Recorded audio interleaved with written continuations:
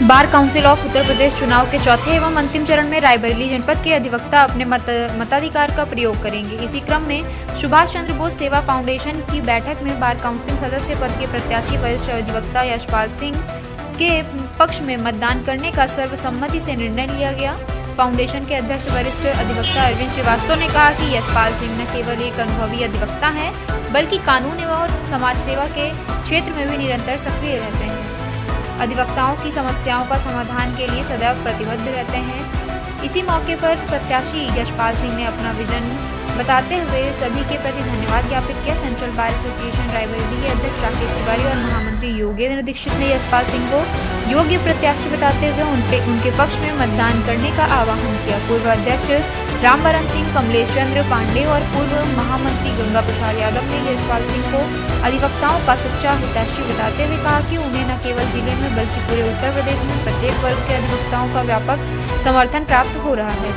Foundation के सचिव अनूप श्रीवास्तव ने कहा, कार्यक्रम में उपस्थित सभी अधिवक्ताओं के प्रति आभार व्यक्त किया। इस अवसर पर उपस्थित अधिवक्ताओं ने एक स्वर में प्रत्याशी यशपाल सिंह को प्रथम वरीयता मत देने का निर्णय लिया। कार्यक्रम में वरिष्ठ अधिवक्ता अम्बरीश अग्रवाल, शिव कुमार श्रीवास्तव, अनुज जायसवाल, विजय द्विवेदी, कमलेश चंद श्रीवास्तव, विजय मिश्रा, आलोक श्रीवास्तव, राजकुमार, उत्तम श्रीवास्तव, राहुल यादव, मयंक खरे, योगेंद्र शुक्ला, पुनीत सिंह जगाधरी, शशिकांत, अमरीश श्रीवास्तव, प्रभु कुमार, प्रदीप कुमार, इंद्र कुमार सहित अनेक अधिवक्ता उपस्थित रहे। हमारे साथ सारे अधिवक्तागण प्रैक्टिस करते हैं, लेकिन आज तक कोई मूलभूत सुविधाएं हम लोगों को प्राप्त नहीं हुई। हम इसलिए हमको वोट करें। हमारे कोर्ट परिसर में हमारे बैठने की जगह नहीं सुनिश्चित है। हमारे बैठने का तरीका इस तरह है कि साहब अगर हम टीन डाल लें तो गर्मी में गर्म करते रहे और ठंडी में ठंडे करते रहे, लेकिन बैठने की व्यवस्था नहीं है। वॉशरूम नहीं है हमारे कचहरियों में। हमको इसलिए दे कि हम इस बात को लड़ें कि सरकार ये व्यवस्था हमारे लिए करे। नौजवान हमारे जो LLB करके आते हैं और रजिस्ट्रेशन कराते हैं, रजिस्ट्रेशन कराने का प्रोसेस लंबा है, रजिस्ट्रेशन की फीस लंबी है, कई तरह की अड़चनों के बाद वो करता, आगे उसको रजिस्ट्रेशन लाइसेंस मिला तो वो कचहरी आया तो उसके पास कोई आमदनी का साधन नहीं।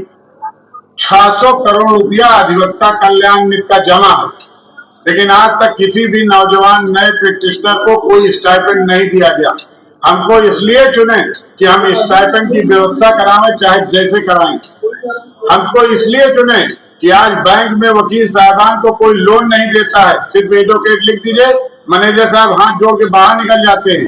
हमको इसलिए दिया जाए, हमको इसलिए चुने कि बैंक में गारंटी हो बार काउंसिल की कि किसी भी अधिवक्ता के COP के आधार पर उसको लोन प्रोवाइड किया जाए। हमको इसलिए चुने क्योंकि हम अधिवक्ताओं का कोई सामूहिक स्वास्थ्य बीमा नहीं है।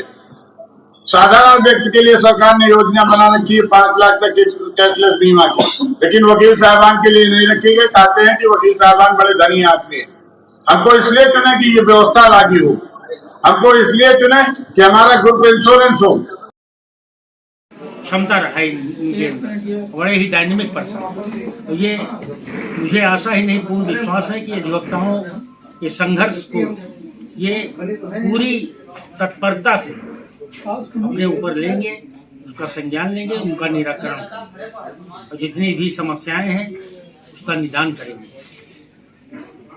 सबसे बड़ी समस्या जैसे कि जो पार्किंग की व्यवस्था नीचे बेसमेंट में दिया गया है, उसके अलावा जो बाहर पार्किंग जगह जो है उसकी समस्या रहती है। पार्किंग के लिए हमने जिलाधिकारी महोदय को भी पैड पे भेजा है, उसका निराकरण 2 बार भेजा गया है। अब ये शासन प्रशासन संज्ञान ले गए।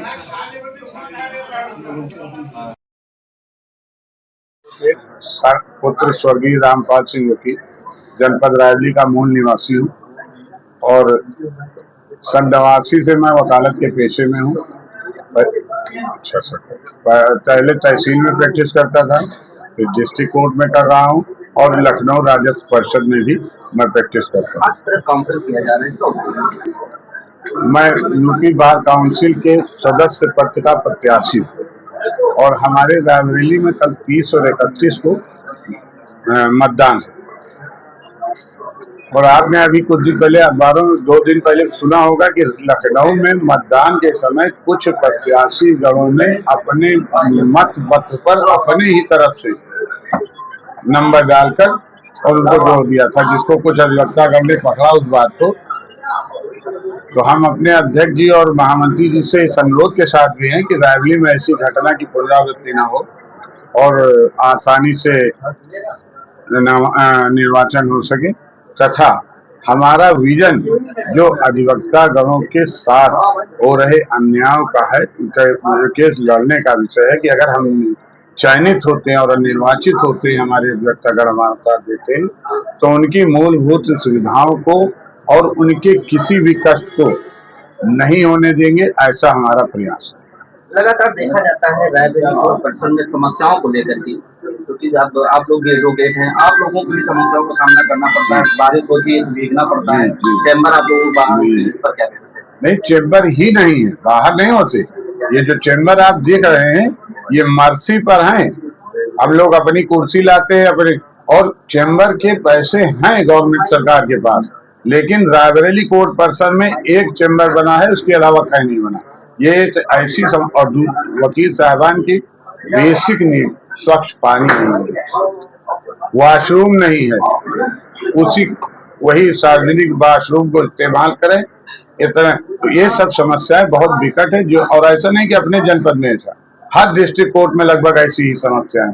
तो ये इसी को समाप्त करना है, यही मेरा उद्देश्य। पार्किंग की व्यवस्था को लेकर के क्या कहना है? देखिए, पार्किंग का ये है सर मान्यवर कि रायबरेली में जगह की कमी है, इस वजह से यहाँ पार्किंग की समस्या है, वरना आम जनपदों में पार्किंग की कोई समस्या नहीं आती।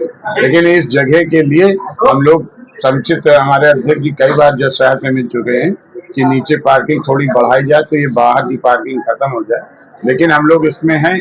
अभी निश्चित तौर से नहीं कह सकते कि कितने दिन हो जाएगी, लेकिन इस समस्या है।